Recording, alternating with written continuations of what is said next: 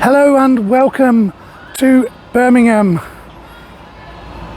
I am joining you today on a Monday, a working day, from the Birmingham suburb of Aston. A very normal day. I can hear school kids on their lunch break behind me. There's traffic going on, there's people going to work, people going about their business.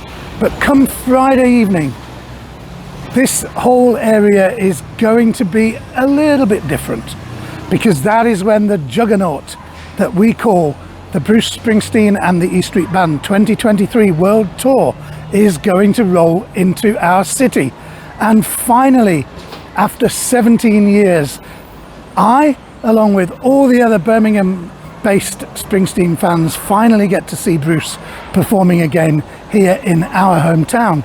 And it's something we're all looking forward to greatly. It's going to be the 8th time in his long career that Bruce has played here in Birmingham, and it's the 4th different venue and the largest that he has played in here. So where is Bruce stage? Well, he's going to be taken to the stage right here at Villa Park, home of Aston Villa Football Club, one of the great old stadiums of English professional sport.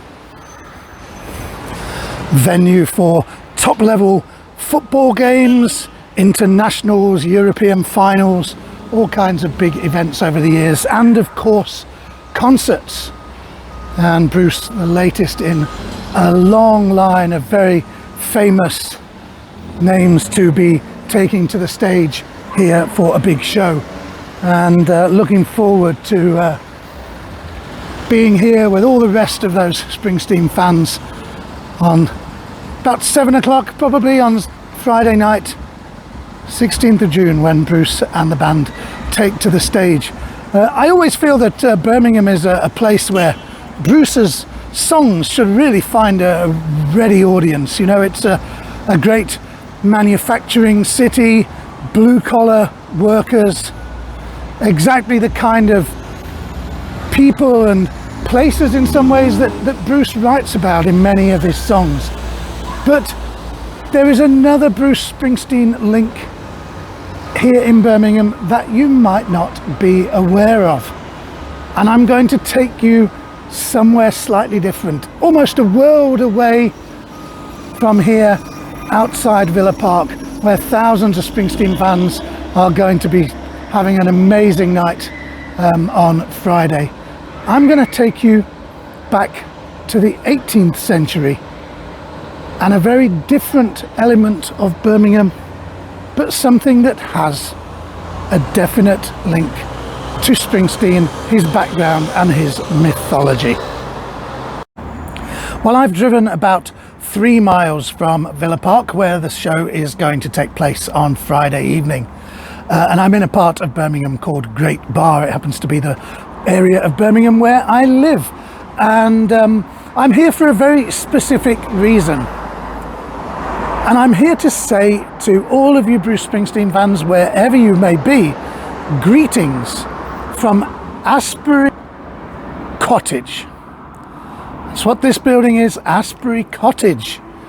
Now, we all know, I think, anyone who knows anything about Bruce Springsteen and his career, his life, knows that the Jersey Shore, and particularly Asbury Park, played a huge role in his early life. It was the place where he was playing in his early bands. It's where he met the musicians that would go on to play with him throughout much of his career. It's where he first emerged as a performer, a stellar guitarist, a songwriter. And it's where he also saw a lot of the life that he wrote about, particularly in his early songs. So when we're thinking all about that, and we're hearing Bruce mention Asbury Park, and we hear the word Asbury Park in the lyrics of his songs and his first album named after it, have you ever stopped to wonder, why is it called Asbury Park? Where does Asbury come from? Well, I can tell you that it comes from this cottage, because this was the childhood home of a man by the name of Francis Asbury. He was born in 1745. He grew up close to here. The family moved to this cottage when he was a few years old. And The cottage was effectively the meeting place for the local Methodist community, which was getting established in Birmingham at that time. And so he grew up surrounded by this religious fervour and enthusiasm, and became a Methodist himself. And as he grew older, Francis Asbury became a very inspirational and very well-known Methodist preacher. So much so that rather than focusing his efforts here in England, he got on a boat, he crossed the Atlantic, and he started to establish the Methodist religion, the Methodist movement in the US. Traveling around, his journals are a really good source for historians for late colonial USA, and particularly the establishment of communities over there. He became in time the first Methodist bishop in America, and all kinds of things are named after him. Methodist churches, study centres, retreats, even the very first Methodist church that was ever established in China bears his name. There's a statue of him at the Capitol in Washington, DC. And of course, on the Jersey Shore, there is a town that bears his name too. And that's because the man, Bradley, who established Asbury Park, he was from that religious background. He was inspired and very much respectful of Bishop Asbury, and so he named that settlement after him. So whenever you hear Bruce, anyone talking about Bruce's career, mention Asbury Park the next time that happens, well, now you know a little bit more about the background to Asbury Park and how that story began, not on the Jersey Shore, but right here in Birmingham at Bishop Asbury's cottage, which is now